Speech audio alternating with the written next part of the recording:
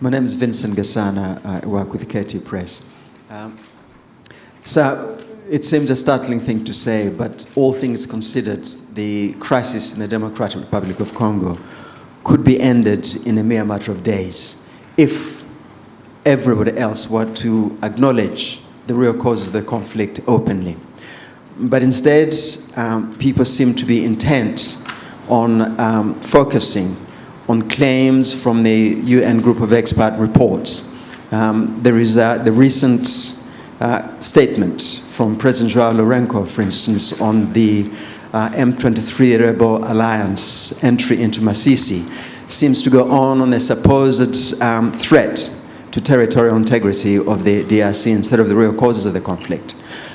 So one wonders, Your Excellency, beyond signing more agreements that a lot of the signatories tend to promptly ignore, can Your Excellency envisage anything else that can be done to bring everybody around the real causes of the conflict and focus on that and get beyond the impasse and the obvious impediments to peace? Thank you very much indeed. All right.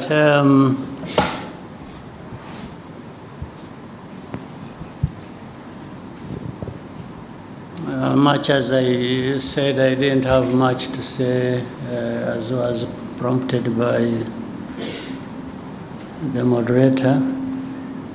Let me first of all welcome you and once again wish you a happy New Year. I hope the New Year will bring blessings to all of us. I think we had time to talk about the last year. And the last year ended well. We're now in the new year. As a country, as a people, this country and our partners and myself, we hope we can continue the good progress we made last year and do even more, including probably realizing peace in our region. We are looking forward to that. So that is the starting point of my answer to your question. This problem of Eastern Congo, which I have in the past even explained as not just Eastern Congo problem, but Congo's problem as a whole, and the problem for our region, the problem for our continent and the rest of the world. But every time it is referred to as Eastern Congo problem, in a way rightly so, because it is centered there. But the cause of it and many factors that perpetuate that problem are from different parts of the world, including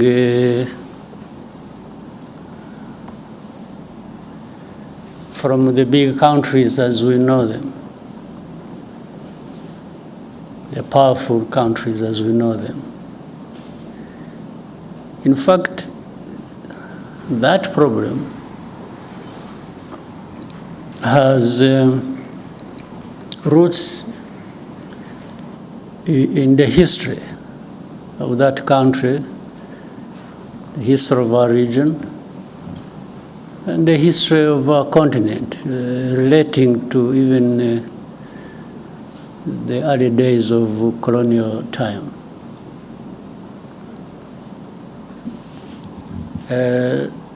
That's why many times I'm surprised. Let me go straight now to the issue raised, talking about, say, sovereignty, territorial integrity.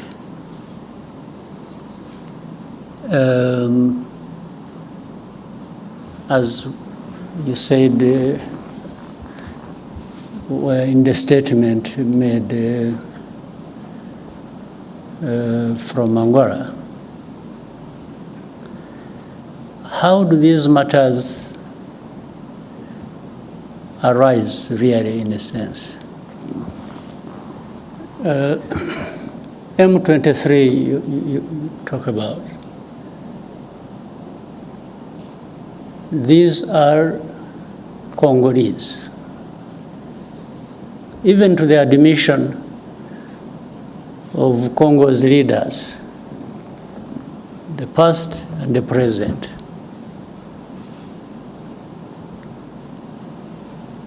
Now, why are they fighting?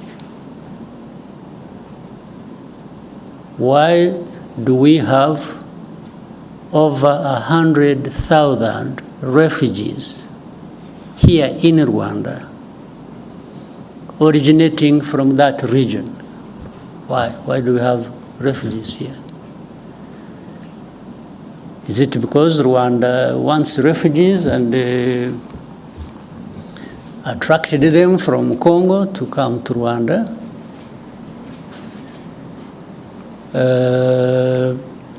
I said the first question, M23, why would they be fighting? They just like fighting.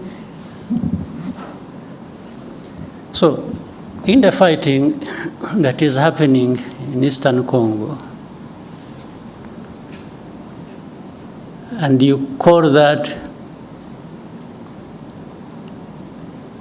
violation of sovereignty, territorial integrity, how does it arise?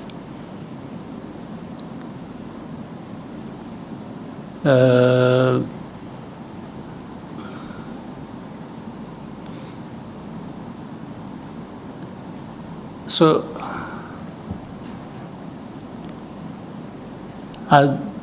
on one hand, these are Congolese. On the other hand, they are foreigners. So how do they combine these two identities? How do they happen to be Congolese on one hand, and then they are foreigners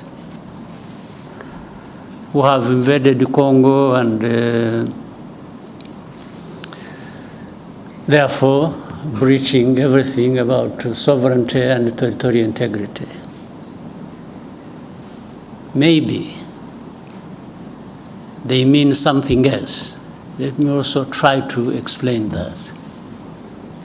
Those who make such statements, I would remind them and remind you here, and I know you know, people play like they are ignorant about things, yet they are supposed to be experts of that. This fighting that is happening in Eastern Congo, that has been going on for these last years, you mean here in this room, people don't know how that started? Where it originated from? These groups fighting in Congo, the fighting that was started 2 more years ago, these people fighting did not come from Rwanda as of the time the war started, or they started the fighting. Maybe I even don't know whether it qualifies as such. These people they are of Rwandese background. I don't know whether it would even be right to say they originated from Rwanda. Most of them, Congo found them where they are or where they were. It's not that there was a movement from Rwanda. Maybe some might have originated from Rwanda by this movement from Rwanda to that part, long ago. Even either before I was born or when I was a kid myself. But what I meant that Congo found these people there has to do with this history I'm talking about, of colonial times and the drawing of colonial borders. But that's why also the Congolese leaders at one point admit that these are Congolese, and then try to find another reason and say, oh, but the fighting is supported by Rwanda. But they can't tell anybody and convince anybody that the actual people who are fighting now, or who started this fighting we're talking about, came from Rwanda. They did not come from Rwanda.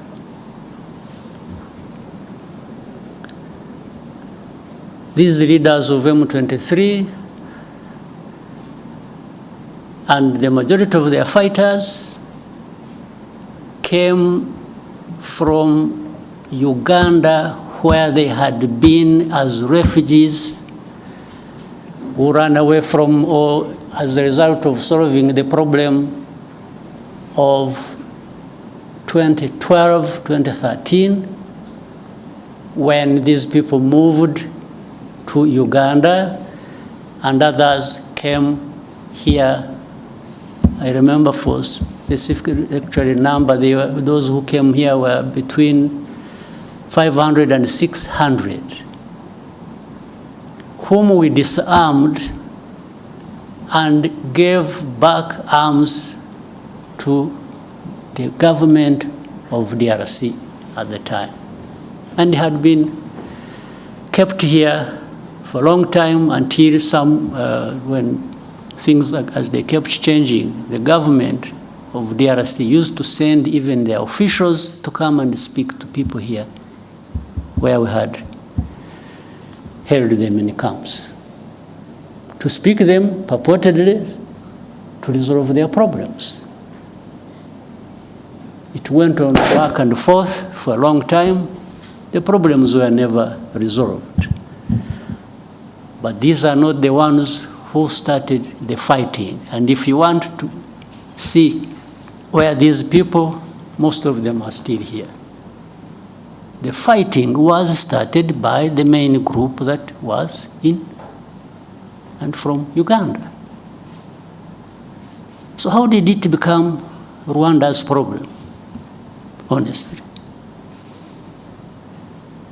What is the basis? And for how long do we explain this? Up to what point?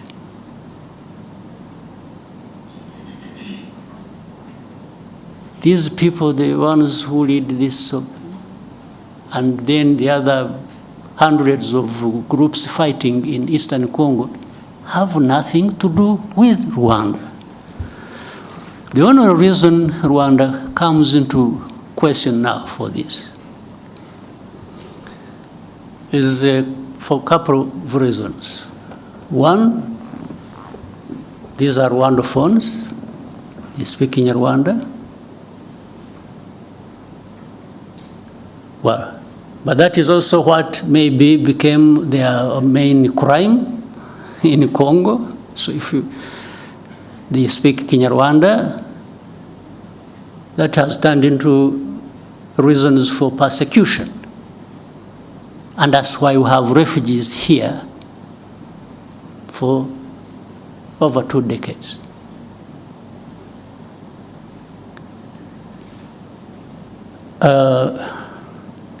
The other reason is the FDLR that has been these genociders who have been in Congo for the last 30 years, whom the international community have really entertained. I think they have deliberately preserved them. I don't know for what. Whether it is a gift of thanks to them for having committed a genocide here, or preserved them because they are anti-Rwanda and government, and therefore they would use them as and whenever that is possible against Rwanda, to control Rwanda, to manage it the way they want. Otherwise, tell me, part of the reason is MONUSCO, this UN force, is in Eastern Congo, in the DRC, was actually to address this problem of FDLR that kept changing names over time. But after 30 years, if you ask the UN and say, what happened? If you really ask them what they've been doing for the last 30 years they've been there, and with tens of billions of dollars they have spent on it, what is there to show for that effort that was made? Only to end up blaming Rwanda for everything that is happening in Eastern Congo, or really in Congo, because even all problems of Congo are blamed on Rwanda by these so-called international community members, and together and in support of the DRC government. If DRC government is not encouraged to take its own responsibility for its people and its country, and everybody joins them to blame others for their problems, how do you expect Congo to actually address these problems that affect all of us? How? So the statement you referred to, therefore, is part of this, I don't know what to call it, honestly. But it just doesn't make sense. It doesn't add up for any solution to the problems at hand that we need to be addressing. I don't see how. Well, I imagine a scenario where if we didn't have Rwanda at all, or if we could relocate Rwanda to another part of the world and remove it from here, would that solve the problems of Congo or of the region? Really? So, and people get lost in the blame game, this, that, and forget to really address the root causes of the problems we have and find a solution.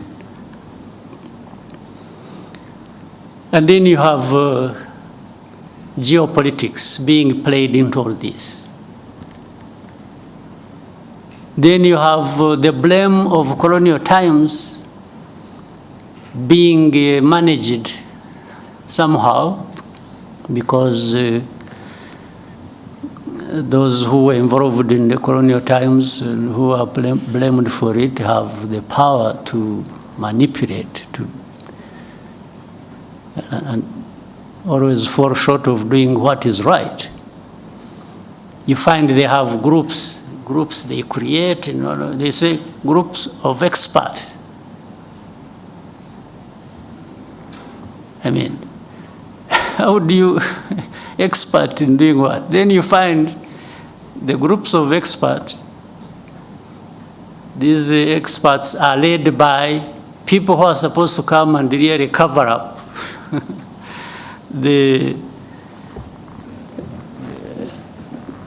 blame that should be leveled against those who are responsible for those literary crimes of that past of colonial times.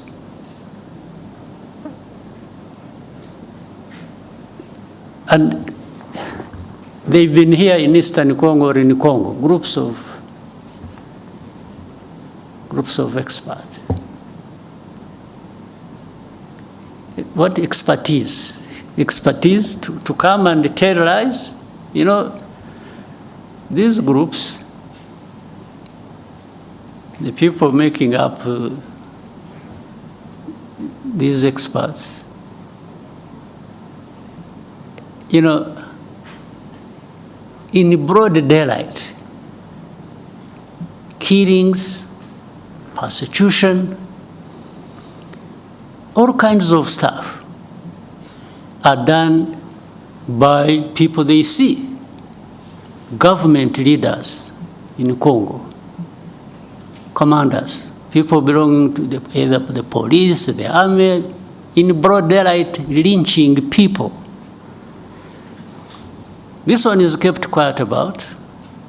And then the next, these experts write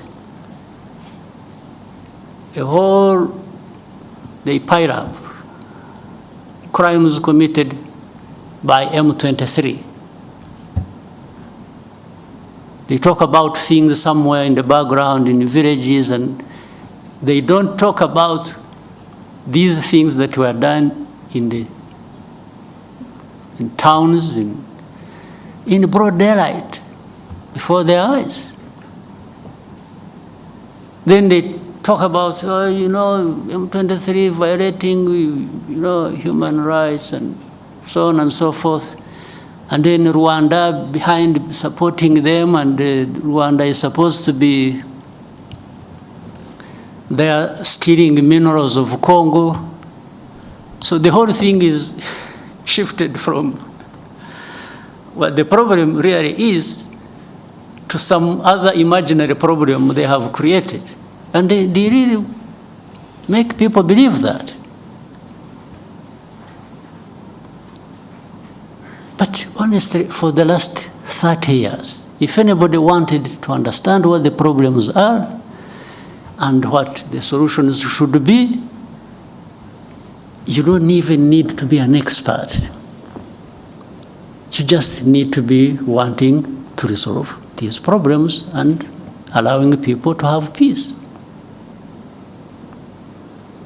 So when you ask me what next do I think, I mean, what I think should happen is what I have thought from the beginning and have spoken out very loudly to whoever needed to listen.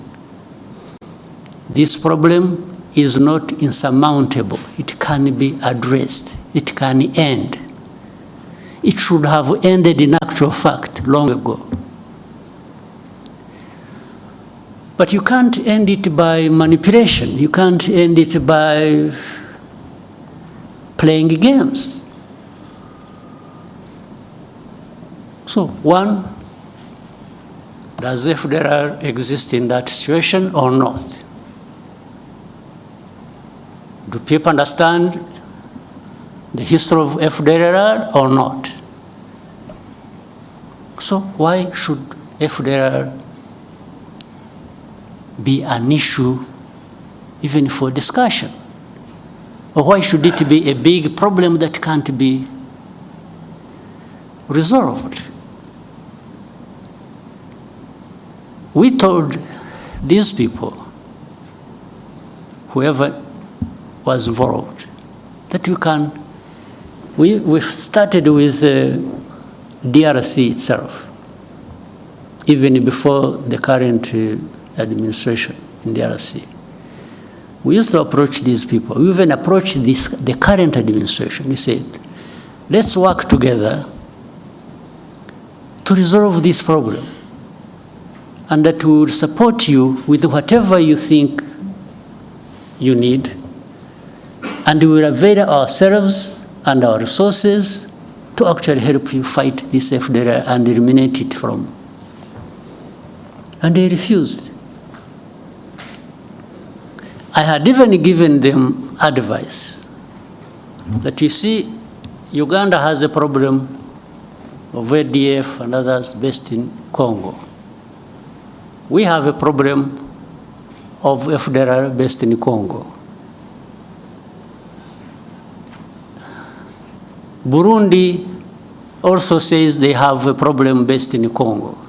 I said, why can't we, all of us, work together? Uganda works with the DRC, Rwanda works with the DRC, Burundi works with the DRC to eliminate the threat to security along our borders. I suggested to them, to the current administration, in 2019. Now, what they did, they allowed Uganda to go and to send in their troops to go and fight ADF. They allowed Burundi to quietly go into DRC to fight whichever their groups they are fighting are. When it came to Rwanda, they refused. Of course, that means something. They refused because either on their own or on advice by whoever, they actually didn't want this problem of FDLR addressed.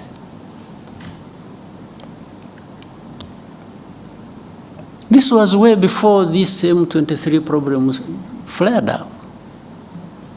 And as I mentioned to you, the main bulk, like the others, maybe they have been recruited from different places, but the main bulk of this group, including their leaders of M23, came from Uganda. They did not come from Rwanda. This is a basic fact you should all be knowing. Then ask yourselves, so how did it become Rwanda's problem? So why doesn't DRC address the problems of their own people? Why do they have to put the weight of that on our shoulders? Why don't they take away these 100,000 plus refugees here? Take them back home. Now, to show you the connection with these other countries, for all the time this problem has been there, some of these refugees, these countries, United States, Canada, Scandinavian countries, other countries, they've been coming here and selecting people from these camps that they would go and relocate in their countries. They've been doing it over a long time, but they have not taken many people. Out of 130,000 we have here, they have maybe among these countries, they have maybe relocated for settlement in their areas about, can't be more than 11,000 over 20 years. So do these people come and take these refugees, or these people, knowing that they are taking Rwandese or they are taking Congolese? They definitely know they are taking Congolese. So how about those who are staying here and have not found a home anywhere in these areas? What happens to them? And they are coming every day, every time, with this fighting going on. So then they quickly find a solution in saying, let's blame Rwanda for everything. Then they make statements. Rwanda backed M23. is doing this, is doing Rwanda, Rwanda, Rwanda, Rwanda every day. Rwanda must remove their forces. So I asked another time when we were having a conference like this, if anybody thinks Rwanda is in DRC, why should Rwanda be in DRC? They should ask themselves that question. If you want to blame Rwanda for being in DRC, can you also make an effort and try to reason and say, okay, but yeah, it's true, Rwanda is in DRC. Rwandan forces are in DRC. But why? Why should they be in DRC? So that's why they quickly find an answer and say, they are there to steal minerals. Okay, suppose that is also true, if you think that is true. What happened to FDLR? Or what happened to what produced refugees to be here in their hundreds of thousands? What happened? Why? Was it because RDF was stealing minerals in Congo? That's why these refugees came here?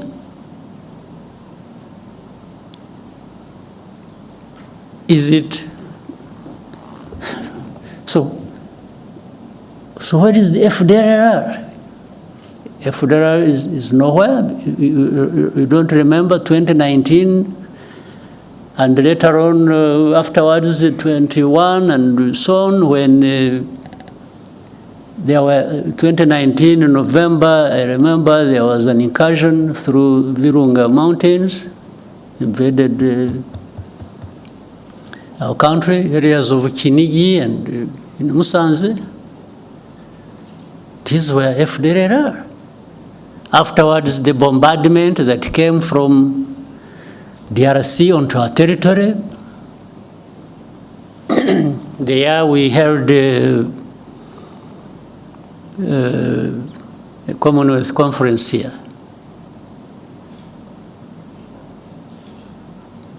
So the bombardment that was, and it killed our people. And we raised these matters with the government of DRC. Now, so everything is, oh no, they are there just stealing minerals. Okay, if you are right on this, how about these other issues? How have you addressed them? So, my dear friend, I've given you a long answer. I wanted to really be quoted correctly, and I hope you will. This problem can be addressed, but it cannot be addressed by just having processes where the only thing, in fact, it's really sad.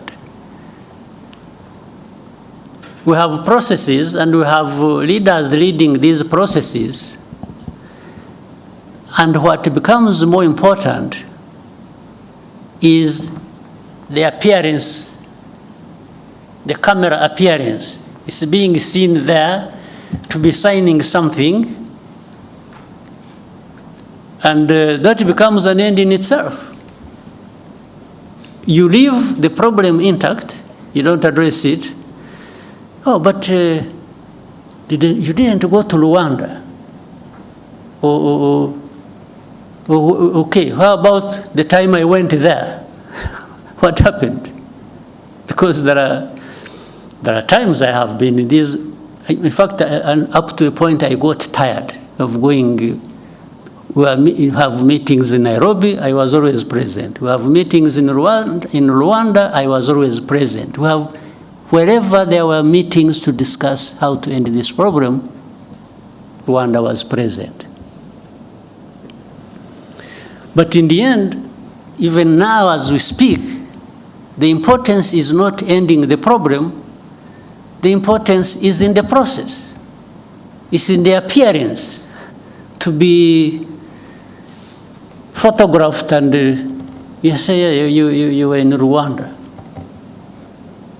So if you're not there, but I have discovered that being there and not being there amounts to the same thing. It doesn't address the problem. So we have to find a way of addressing the problems. Not processes becoming an end in themselves.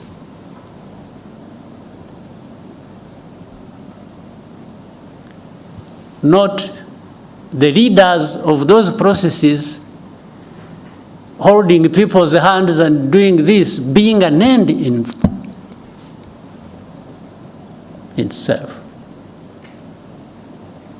We have to have results built on addressing the root causes. And then another time they say, oh, Rwanda, you see, you have influence on M23.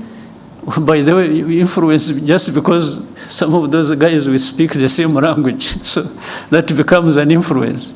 Okay, but let's assume we have the influence. And I have been asking these people, so, okay, what do you want me to tell these people? Do you really want me? What do you want me? Give me a message to take to these people over whom I have influence. And as I see, they stop fighting. Okay, that one I can do. But what follows that next? Because if I tell them to stop fighting, and they are attacked and killed, who takes the blame? It's not you who sent me to tell them, it's actually me. Meaning I lured the people into, but then in all conscience, do you also want me to go and tell people that you should accept being denied your rights and keep quiet because some people, some powers are not happy? So maybe that's what they want me to tell these people. I can't. You never. It happened when we met, you must have seen it, when I met President Tshisekedi in New York around General Assembly. And we had with us President of France, President Macron. At that time they were telling me, please give these people a message, they leave Bunagana. There is a place they had taken over called Bunagana, the border with Uganda. Otherwise, fighting will continue. I said, okay, I can even transmit your message, just out of politeness. But if I tell them to leave Bunagana and get lost, first of all, where do they go?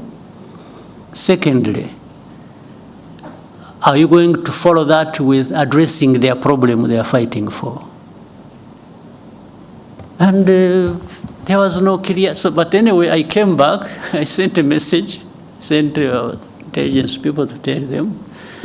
I said, for the good of the peace process, maybe somebody is thinking about to bring peace, you leave Bunagana as a symbol that you want to have a peace process going on and resolve the problem. As they are about, they agreed with the message I sent to them. In other words, they agreed with me. As they were preparing to leave, they were attacked. There was serious fighting. And then I called up these leaders. I said, but you people, you lied to me. You told me I should transmit a message that these people should leave, and then that will help a process to resolve the problem. then little did I know the intention was actually maybe to attack them when they thought it wasn't going to be the case. So from that time, things have been like that over and over and over and over and over again.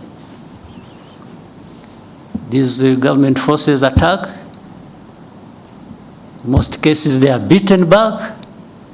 And then there is a loudspeaker everywhere announcing how M23 has been violating ceasefire.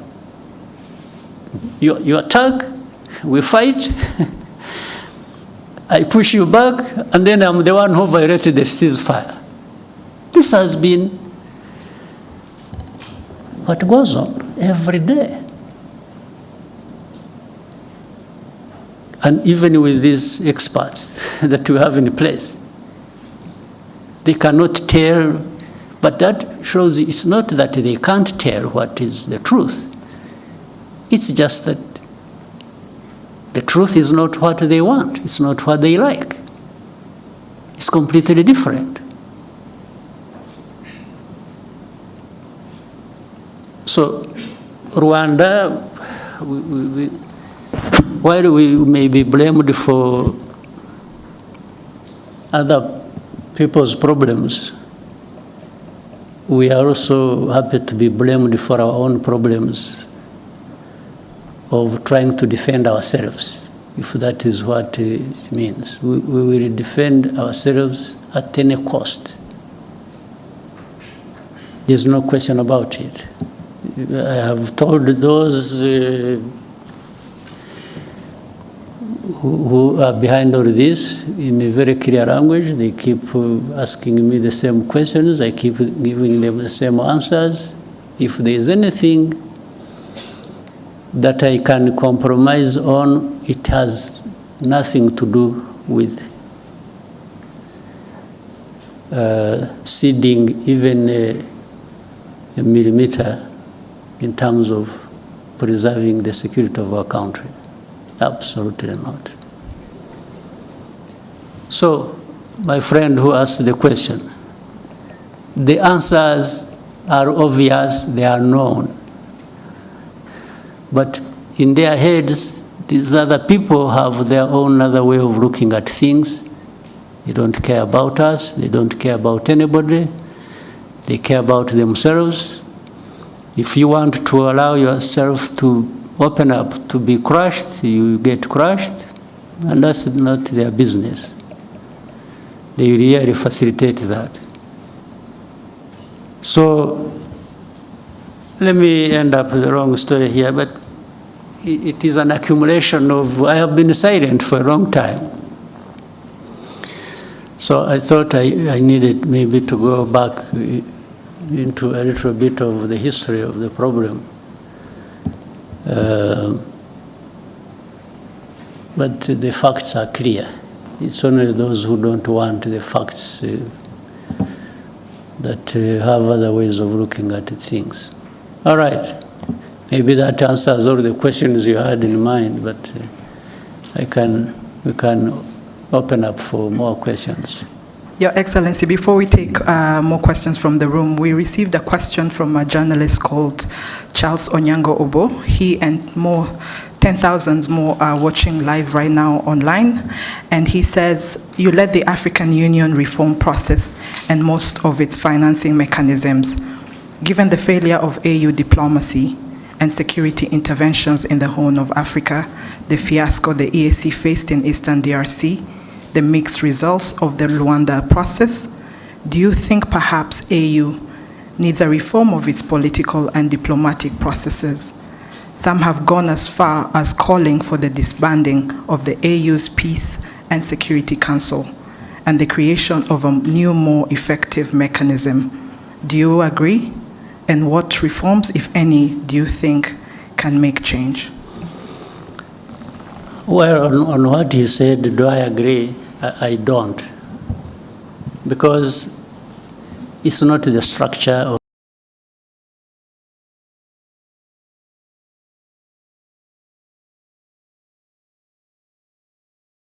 it is the people. It's the leaders. It's the people working in those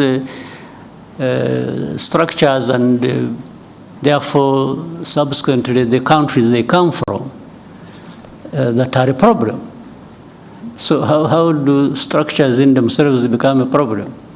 So even if you created another structure, but you have the same people thinking the same way, what are you likely to get out of that? I think Charles must be aware of that. I don't know what really needs to be done. Yes, I was given responsibility by the leaders of our continent to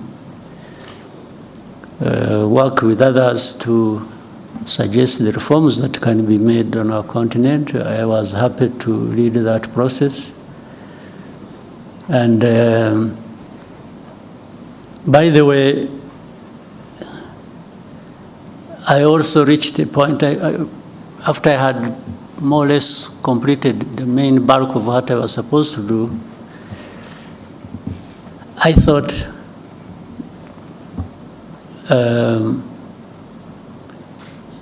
we needed maybe to find another person. Because when I was seeing some, I mean, you can hear this. We sit in meetings, leaders, I'm talking leaders, of leaders, presidents, prime ministers, and others. We agree something in a room like this. Suggestions that have come from us. We agree. We put something in place. And then, in the end, nothing works. Do you think it's a problem of the process? It's a problem of the structure? What is the problem? I think the answer is obvious. The problem is us. So in fact, when I even wanted to test that, because when it was just going back and forth like this and that, and we agree something, we don't do it, or we do it halfway, and so that is how I decided. And I told the leaders in the room that, you know what, I've been very happy to serve you, but I think it has come to the time we try somebody else. Maybe before you get tired of me, or before I get too frustrated myself, but to serve the cause of reform, I think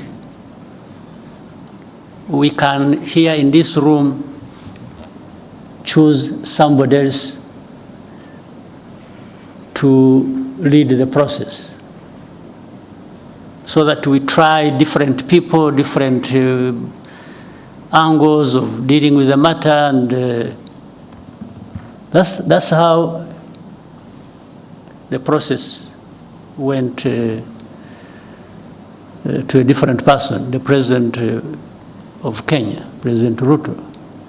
In fact, in the meeting, they even asked me who I think could be.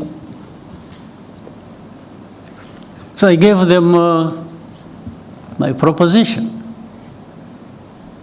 All was to try and make a point to me that, I was trying to make a point to these people that we have a problem we need to address. And it's not going to be one person here or one structure there. Collectively, we have a problem because we cannot adhere to even things we have suggested ourselves and agreed and put in place and make them work to serve us well. So suggesting to dismantle this and create this, and I don't think gives us any solution. The problem is in us. We need to, if we want things to work, we need to adhere to what we have agreed, what we think is important for our continent, for our people, and so we just have to keep trying with what we have in place. Yes, if there is a need to change something, sure, you can do that. But you still remain with the problem with not doing what you have agreed, irrespective of whatever changes, other changes you put in place. Right? Yes. Yeah, so I don't see that. We need to find some way, I don't know whether, some magic. Whether we need to be saved, we need to, somehow we have to find some cleansing process where we renew ourselves and we, I don't know, we have to find something. Otherwise, we are really not serving ourselves well.